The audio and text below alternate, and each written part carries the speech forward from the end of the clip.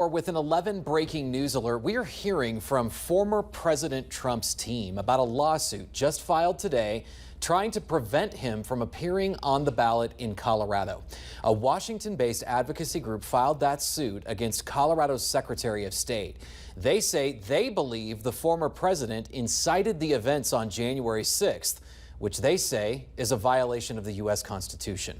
11 News reporter Brian Sherrod joins us in studio. And Brian, it's important to note here that the former president has been indicted on 4 charges tied to the events on January 6th and the 2020 election, but he's not been convicted of anything. And Adam, despite that, Colorado Secretary of State Jenna Griswold is being sued. And an attorney for the group Crew tells us they want a decision on if former President Trump will be on the ballot before Colorado's primary election in March.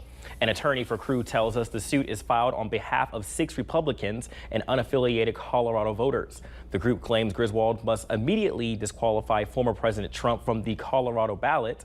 The group points to Section 3 of the 14th Amendment, also known as the disqualification clause, which is used to, quote, bar any person from holding federal or state office who took an oath and engaged in insurrection or rebellion against the same. Now, we did receive a statement directly from Trump's campaign team. It reads in quote part, Joe Biden, Democrats, and never Trumpers are scared to death because they see polls showing President Trump winning the general election. The people who are pursuing this absurd conspiracy theory and political attack are stretching the law beyond recognition, end quote. Griswold, who is the state's chief election official, says, quote, I look forward to the Colorado court's substantive resolution of the issues and am hopeful that this case will provide guidance to election officials on Trump's eligibility as a candidate for office, end quote.